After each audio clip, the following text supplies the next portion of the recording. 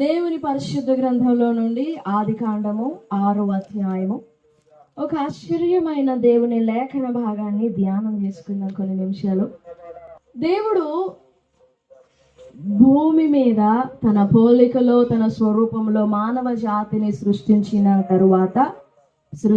తరువాత ప్రజలు జనులు దేవుని రూపం పోగొట్టుకొని, మన పితరులైన ఆదాము ద్వారా పోగొట్టుకొని, దేవుని పోలికలో నుండి తప్పిపోయి తొలగిపోయి, దేవుని సౌందర్యమైన నిర్మాణములో నుండి, చాలా అద్భుతమైన ప్రణాళికలో నుండి వారికి వారే తొలగిపోయారు. పునాది తప్పుగా కట్టిన తరువాత దాని మీద నువ్వెంత కష్టపడి ఎంత డబ్బు పెట్టి నువ్వు దాన్ని సరిచేయ ప్రయత్నించినా చేతవుతుందా? నాకు డబ్బు ఉంది, నేను కట్టగలను అంటే చేతవుతుందా? పునాది సరి లేకుండా. నాకు ఆస్తిపాస్తులు ఉన్నాయి, నేను ఎంత ఖర్చు పెట్టైనా, నాకు చాలా జ్ఞానం ఉంది, నేను ఎట్లాగైనా కట్టుకోగలను అని నువ్వెంత ప్రయత్నించినా, ఏ తప్పుడు పునాది అయితే వేసావో అదే ఆకారంలో వస్తుంది నువ్వు కట్టే గృహం. ఎంత వెల పెట్టి నువ్వు కట్టినా గానీ అదే పోలికలో వస్తుంది.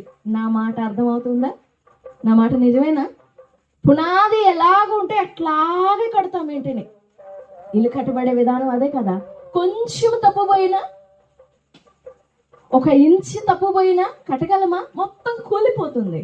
మనం పెట్టిన కొలత, ఆ కొలత చాలా ప్రెషియస్, చాలా ప్రత్యేకమైనది, చాలా ముఖ్యమైనది అన్నమాట. చాలా అవసరమైనది ఆ కొలత. నేను మర్చిపోయాను, ఏదో ఒక విధంగా కట్టేసేయండి అని అంటే కుదరదు కదా. అలాగే దేవుడు తనకిష్టమైన పోలికలు ఆదాము నవ్వలు చేసుకుని వాళ్ళ ద్వారా భూమి మీద ఓ సౌందర్యమైన జనాంగాన్ని తీసుకురావాలనుకున్నాడు. బట్ వాళ్ళు దేవుని కృపలో నుండి, ఆ సౌందర్యమైన ప్రణాళికలో నుండి తొలగిపోయారు. అందుకని దేవుడు ఏం చేశాడంటే, మిమ్మల్ని నేను ఎంత బాగుగా కట్టినా మీ పునాదే సరిలేదు కదా, మీ బేస్మెంటే సరిలేదు కదా. I'm going to make it new. I'm going to make a new basement. నేను మరలా క్రొత్త పునాది వేస్తాను అని చెప్పి నోవహుతో మాట్లాడుతున్నాడు. నోవహు, నీకోసం ఒక ఓడ చేసుకో. చితిసారకపు పర్టికులర్ గా చెప్పాడు ఆయన. ఎందుకంటే ఆది ఆదాము హవ్వల ద్వారా వచ్చిన సంతతి అంతా కూడా, ఆ తరము, నోవహు తరములో ఉన్న వారందరూ కూడా ఆ కొలతలలో నుండి, ఆ నియమ నిబంధనలలో నుండి, దేవుడు ఏర్పరిచిన పరిశుద్ధమైన ఆ కొలతలలో నుండి, ఆ కట్టడలలో నుండి వారు తొలగిపోయారు. కాబట్టి మరలా దేవుడు విసిగిపోకుండా నోవహు యొక్క యథార్థతను బట్టి, నోవహు దేవునితో నడిచిన ఆ స్నేహాన్ని బట్టి నోవహు మీద చాలా ఫేవర్, చాలా కృప చూపించి ఆ తరము వారందరిలో నోవహు యెహోవా దృష్టికి కృప పొందిన వాడాయను. ఒక తరం అంటే ఎన్ని లక్షల మంది ఉంటారండి? ఉంటారా? ఒక తరం ఎంతమంది ఉన్నారో వాళ్ళందరిలో కూడా ఒక్క నోవహు మీదే కృప కలిగిందంట. ఆ కృపతో ప్రేమించి మాట్లాడుతున్నాడు నోవహు, ఇదిగో నీకోసం ఒక ఓడగట్టు. అది ఎలా కట్టబడాలో తెలుసా? ఇదిగో దాని కొలత, దాని వెడల్పు ఇంత ఉండాలి, దాని ఎత్తు ఇంత ఉండాలి, ఒక్కొక్క అంతస్తు, మొదటి అంతస్తు గలదిగా, 2వ అంతస్తు, 3వ అంతస్తు గలదిగా ఉండాలి. దానికి నువ్వు కిటికీలు పెట్టాలి, దానికి నువ్వు తలుపు పెట్టాలి. అప్పట్లో మేకులు, ఇలాంటి సిమెంట్, అలాంటివి గమ్స్ అలా ఏం లేవు కదా అంటించడానికి. నువ్వు మంచి కీలుతో, ఆ కీలు కూడా నేను నీకు చూపిస్తా, కీలు తీసుకుని ఒక్కొక్క చెక్కని అంటించి 3 అంతస్తులు గలదానిగా నువ్వు ఆ ఓడను నిర్మించాలి. ఆ ఓడ కట్టబడవలసిన కలపేంటో తెలుసా? అది చితిసారకపు మ్రాను. నీ కొరకు ఓడను చేసుకో నోవహు అని చెప్పి ప్రతి డీటెయిల్ చెప్పాడండి దేవుడు. నువ్వు దాన్ని కీలుతో పోయాలి, నువ్వు దానికి ఇన్ని మూరల వెడల్పు పెట్టాలి, ఇన్ని మూరల పొడవు పెట్టాలి, ఇన్ని మూరల ఎత్తు పెట్టాలి. Don't go over forward. కొంచెము కూడా మిస్లెడ్ అవ్వకూడదు. నువ్వు నేను చెప్పే కొలతలు జాగ్రత్తగా రాసి పెట్టుకో. మరప్పుడు పెన్ను పేపర్ లేదు, పోనీ ఎక్కించుకోవడానికి ఒక మ్యాప్ కూడా లేదు. మనసులో ధర్మముగా, మనసులో ఒక కట్టడగా నాటకపోయింది నోవహుకి. దేవుడు ఇన్ని మూరల వెడల్పు చెప్పాడు, ఇన్ని మూరల పొడవ చెప్పాడు, ఇన్ని మూరల ఎత్తు చెప్పాడు. ఇన్ని అంతస్తులు కావాలన్నాడు. దేవా నువ్వేందో 3 చెప్పావు కానీ నాకు 3 సరిపోవట్లేదు, 4 కావాలని కట్టి ఉంటే ఖచ్చితంగా కూలిపోయేదే ఆ ఓడ. దేవా 3 కట్టమంటున్నావు, నేను అంత కట్టలేను కదా, 2 చాలే నా జీవితానికి, నా కుటుంబం ఎంత, మేమెంత మాత్రపు వాళ్ళము, 2 చాలే అని దేవుడు ఇచ్చిన కొలతలకు ఏమైనా యాడ్ చేయదలచినా, ఏమైనా మైనస్ చేయదలచినా, నాకు ఇది ఇష్టమైనది, నాకు ఇది నచ్చినది అని ఎంత ఇష్టముతో ప్రయత్నించినా గాని నోవహును ఈ రోజున మనం చెప్పుకునే వాళ్ళం కాదు. నోవహును చెప్పుకునే వాళ్ళం కాదు. నోవహు పేరే తెలియకపోయి ఉండేది మనకి. కానీ నోవహు అంట చూడండి 6వ అధ్యాయము 22వ వచనం. నోవహు దోషులు కాదు, అట్లు చేసెను దేవుడు అతనికి ఆజ్ఞాపించిన ప్రకారము. ఎంత చక్కని మాట చూడండి. అది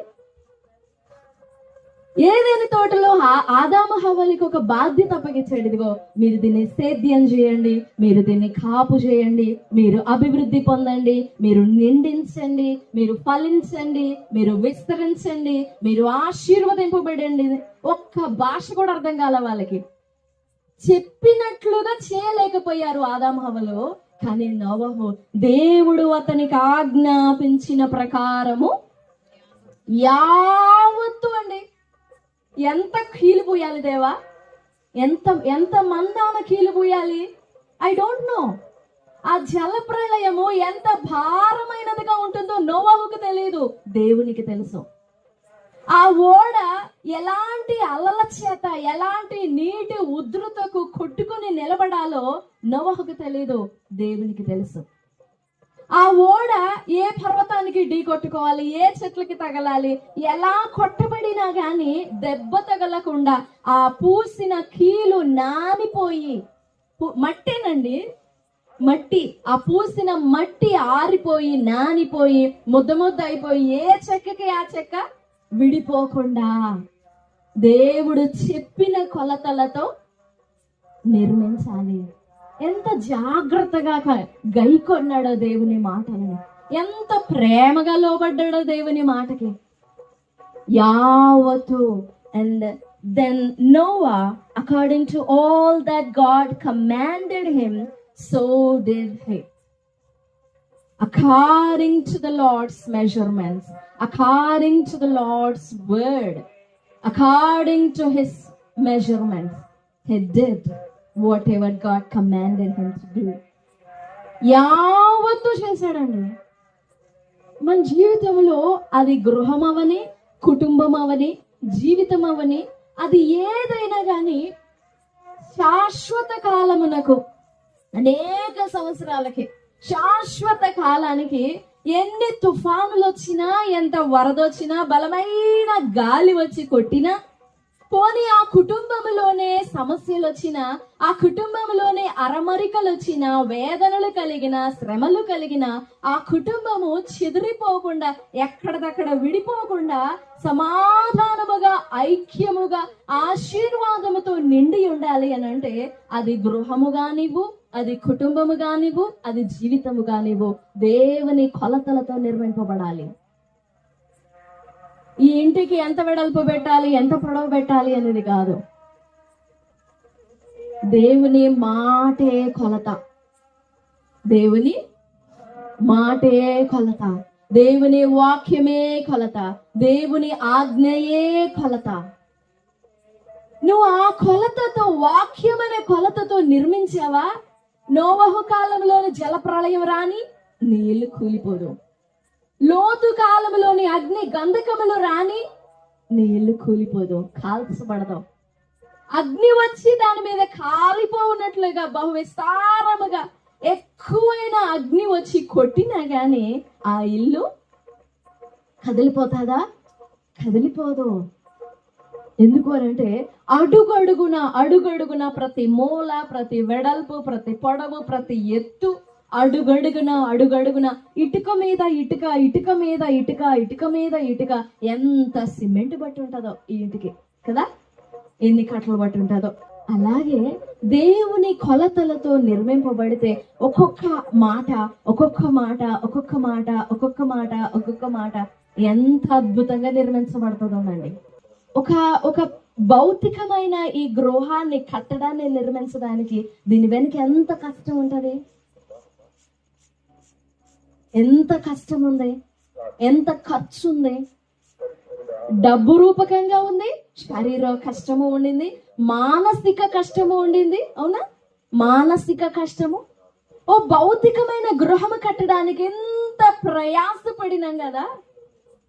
ఎంత స్టాండర్డ్ పునాది వేసిన, ఏదన్నా భూకంపాలు అలాంటివి వచ్చినప్పుడు ఏ ఇల్లు అయినా కానీ కూలిపోతుంది. కానీ ఈ పరిశుద్ధ గ్రంథంలో దేవుడు నిర్మించే గుడారం ఎంత అద్భుతంగా ఉంటుందో తెలుసా?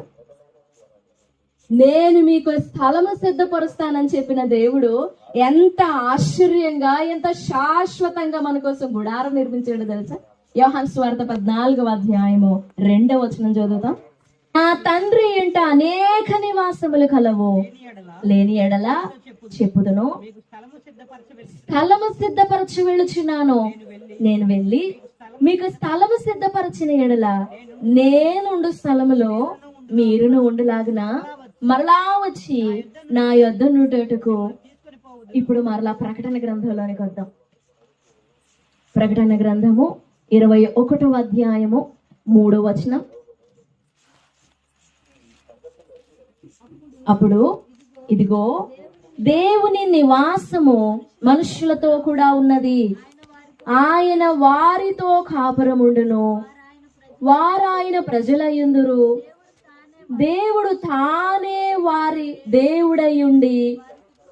21వ అధ్యాయము 22, 23 వచనాలు. దానిలో ఏ దేవాలయమును నాకు కనబడలేదు, సర్వాధికారి అయిన దేవుడగు ప్రభువును గొర్రెపిల్లయు దానికి దేవాలయమై ఉన్నారు. ఆ పట్టణంలో ప్రకాశించుటకై సూర్యుడైనను చంద్రుడైనను అక్కరలేదు. దేవుని మహిమయే ఇదండి. దేవుడు మన కొరకు నిర్మించిన గుడారం. ఈ గుడారాన్ని కట్టడానికి వెళ్తున్నానని చెప్పాడు ఆయన. శరీరధారిగా భూమి మీద 33.5 సంవత్సరాలు జీవించినప్పుడు 3.5 సంవత్సరాల పరిచర్యలో లాస్ట్ మూమెంట్ లో ప్రభు చెప్పిన మాట అది, ప్రభు మాట్లాడిన మాట అది. నేను మీకు ప్లేస్, నేను మీకు ఒక షెల్టర్, నేను మీకు ఒక నివాసం కడుతున్నాను, నేను మీకు ఒక ఆలయం కడుతున్నాను, మీకు ఒక షెల్టర్ కడుతున్నాను అని చెప్పి ఈ ప్రకటన గ్రంథంలోనికి వచ్చేసరికి ఆయనే దేవాలయం, ఆయనే గుడారం, ఆయనే నివాసం. ఇక ఆ గుడారములో ట్యూబ్ లైట్లో బల్బులో ఇవేమీ అక్కర్లేదు. సర్వాధికారి అయిన దేవుడును ప్రభువునగు యెహోవాయే, ఆయనే, ఆ గొర్రెపిల్లయే వెలుగుగా, సూర్యుడుగా, చంద్రుడుగా, ప్రకాశవంతమైన కాంతిగా ఆయన మన మీద ఏలుబడి చేస్తాడు. ఇదే యోహాను 14వ అధ్యాయం 21వ వచనంలో అక్కడ ఒక కూటమి, అక్కడ ఒక సంధి కనపడుతుంది చూడండి. నా ఆజ్ఞలను అంగీకరించి వాటిని గైకొను వాడే నన్ను ప్రేమించువాడు, నన్ను ప్రేమించువాడు నా తండ్రి వలన ప్రేమింపబడును, నేనును వారిని ప్రేమించి వానికి నన్ను కనబరుచుకొందును. ప్రకటన గ్రంథం 3వ అధ్యాయము లాస్ట్ 20-21 వచనాలు. ఇదిగో నేను తలుపు నొద్ద నిలుచుండి తట్టుచున్నాను, ఎవడైనను నా స్వరము విని తలుపు తీసిన ఎడల నేను అతని యొద్దకు వచ్చి నేనును నాతో కూడా అతడును భోజనం చేయుదుము. నేను జయించి కూడా ఆయన సింహాసనమునందు కూర్చుండి ఉన్న ప్రకారము జయించు వానిని నాతో కూడా. ఇదండి మన జీవితం. పరలోక రాజ్యంలో మన జీవితం అది. నేనే గుడారం అయిపోతానో, నేనే ఆలయం అయిపోతానో, నేనే కాంతిగా వెలుగుగా ఉంటానో, నేను మీతో దైవ నివాసము మనుష్యులతో కూడా ఉన్నది. ఎక్కడ 2-3 నా నామమున కూడి ఏకీభవించుదురు అక్కడ వారి మధ్యలో నేను ఉంటానని కాదు. అసలు ఆయన కాపురం ఉండేదే మన మధ్యలో, మనలో. ఆ అద్భుతమైన నివాసాన్ని ఎంత వెలగల రాళ్లతో కట్టాడో. భూమి మీద కనపడవండి ఆ రాళ్ళు, మనకు కనపడే నాపరాళ్ళు, లేకపోతే ఆ కొండరాళ్ళు, అవి కాదు. పాలరాళ్ళు, టైల్స్, ఇలాంటివి కాదు. వెలగలిగిన రాళ్ళు. ఆ పేర్లే గుర్తుండవు, పేర్లే అర్థం కావు. వెలగలిగిన అమూల్యమైన రత్నాలతో పొదిగించాడండి మన గుడారాన్ని. ఆ గుడారాన్ని నిర్మించి నీవు నేను ఆ గుడారము స్వతంత్రించుకోవాలని, నీవు నేను ఆ గుడారానికి గృహప్రవేశం చేయాలని వెయిట్ చేస్తా ఉన్నాడు, భూమి మీద ప్రాణం పెట్టి. సిలువలో రక్తము గార్చి, సిలువలో ప్రాణం పెట్టి, ఇంకా రండి మీరు అక్కడికి, నా దగ్గరికి వచ్చేసేయండి, నేను ప్రవేశం చేశాను, మీరు వచ్చేసేయండి ధైర్యముగా తండ్రి దగ్గరకు వచ్చేసేయండి మీరు అని మానవ జాతిని అంతటిని, ఏ నోవహుతోనైతే నీకొక్కడికే ఓడ చేసుకో, ఇంకెవరొద్దు, నీకొక్కడికే, మిగిలిన వాళ్ళందరినీ నశింపజేస్తానని చెప్పాడు. కానీ యేసు ప్రభు వారు నిర్మించిన ఈ గుడారము, నేనే ద్వారం, నేనే మార్గం, నేనే సత్యం, నేనే జీవం, నేనే ద్వారమును, నా ద్వారానే తప్ప ఎవ్వడు నా తండ్రి యొద్దకు రాలేడు. నేనే మార్గం, పరలోకపు గవిని నేనే. You have to come through me, within me, abide in me, and we will both go to the place where I live as the shelter for you. నీకు గుడారముగా ఉండే, నీకు నివాసముగా ఉండే ఆ స్థలానికి నేను తీసుకువెళ్తాను. డైరెక్ట్గా రాలేంగా, ఎక్కడ ఉంటుందో తెలియదు, ఎలా ఉంటుందో తెలియదు. అందుకే యేసు ప్రభు వారు భూమి మీదకి వచ్చి, మీరు భూమి మీద ఏది చిన్న చిన్న వాటితో తృప్తి పడమాకండి, చిన్న చిన్న వాటి మీద దృష్టి పెట్టమాకండి, నేను అక్కడ పరలోక అద్భుత రాజ్యం కట్టాను. ఒక సిమెంట్ రాయి కొనుక్కోవడానికి ఎంత కష్టమో కదా. ఒక రాయి ఎంత ఉంటుంది? సిమెంట్ రాయి. మట్టి ఇటుక రాయి ఎంత ఉంటుంది కదా. ఈ రాళ్ళు కాదు, అవి తీసి పక్కన పెట్టేసేయండి, నేను వెళ్ళగలిగిన రాళ్లతో కడతా. అస్సలు మన స్తోమతకు మించింది అది, మనకి అసలు చేతనే కాదు. ఎంత బంగారంతో కట్టినా, ఎంత వెండితో కట్టినా రాయి కావాల్సిందే కదా. కావాలా? ఏదో ఒక ప్లేస్ లో రాయి పెట్టాల్సిందే. కానీ దేవుడు అంటున్నాడు, నో నో నో నో, నేను పరిశుద్ధ నివాసాన్ని నిర్మిస్తున్నాను, అక్కడికి మీరు రండి. యేసు ప్రభు వారి భూమి మీదకి శరీరమును దాల్చి వచ్చిన కారణం అదేనండి.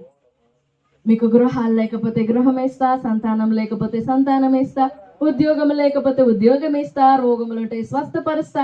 ఈ చిన్న చిన్న వాటి కోసం రాలేదండి ఆయన. అసలు ఆ చిన్న చిన్న వాటి కోసం ఆయన రావాల్సిన పని లేదు. ఇవన్నీ చిన్న చిన్నవి చిన్నవి, ఇవన్నీ కూడా. మరి ఎందుకు వచ్చాడు ఆయన? ఆ అద్భుతమైన ఉద్దేశం ఏంటి? పరలోక కర్త ఆయన, పరలోకపు అధికారి ఆయన, సర్వ సృష్టికి కారణభూతుడు ఆయన. ఈ కారణభూతుడు భూమి మీదకి వచ్చి పాప దేహాన్ని దాల్చడానికి ఏంటి విశేషం? ఎందుకు రావాలి? నిస్సహాయునిగా ఎందుకు సిలువలో వేలాడాలి? ఆ పొజిషన్ నీది నాది, అవునా? పొజిషన్ నీది నాది, నిస్సహాయ స్థితి. నువ్వెంత ప్రయత్నించు మంచిగా ప్రవర్తించడానికి చేత కాదు, ఎంత మానుకోవడానికి ప్రయత్నించు, ఈ రోజంతా చేసేసి దేవా ఖచ్చితంగా రేపటి నుంచి నిలబడతానయ్యా, ఇక చూసుకో పందెం బెట్, రేపటి నుంచి నేను ఎలా నడుస్తానో నువ్వే చూడు, నీకే చూపిస్తాను కదా నేను. తెల్లవారగానే మాటలన్నీ మర్చిపోతాం, తీర్మానాలన్నీ మర్చిపోతాం. చేత కాదు మనిషికి. మనిషి స్వభావం అలాంటిదండి, మట్టివారం. ఒకప్పుడు మహిమా స్వరూపులనిగా నిర్మించాడు ఆయన. ఆయనతో కలిసి మాట్లాడడం, ఆయనతో కలిసి సహవాసం చేయడం, ఆయనతో ముచ్చడించడం, ముఖాముఖిగా ఇప్పుడు మనం ఎలా చూసుకుంటున్నామో అలా ముఖాముఖిగా మాట్లాడే మహిమా జీవితం గడిపాము. కానీ ఆ ఆదాము చేసిన పాపం అతిక్రమము వలన ఆ సౌందర్యమైన నిర్మాణంలో నుండి వెలివేయబడ్డాం. ఏ భేదములు లేదు, అందరూ పాపం చేసి ఏం పోగొట్టుకున్నారు? దేవుడు అనుగ్రహించు మహిమను పోగొట్టుకోలా, పొందలేకపోతున్నారు. They can't reach up to my glory. They can't catch up with me, they can't come up with me. నన్ను పట్టుకోలేకపోతున్నారు వారు. అందుకని నేను వదిలిపెడతానా నా బిడ్డల్ని? నా పిల్లల్ని నేను వదిలిపెడతానా? వారి కోసం అంత ఖర్చు పెట్టి ప్రయాసపడి అంత అద్భుతమైన పరలోక నగరాన్ని నిర్మిస్తే ఈ చిన్న చిన్న వాటికి నా బిడ్డలు నేను ఎలా వదిలేస్తా అని భూమి మీదకి అదంతా పక్కన పెట్టేశాడండి. భూమి మీద 2 చేతులు చాచి కాళ్ళు 2 ఒకటిగా పెట్టి దిగంబరునిగా చిన్న గుడ్డ మొక్క మాత్రమే ఉంది, నిస్సహాయుడిగా కనపడుతున్నాడే నీకు. ఆ నిస్సహాయుడే ఈ సర్వ ప్రపంచానికి కారణభూతుడు.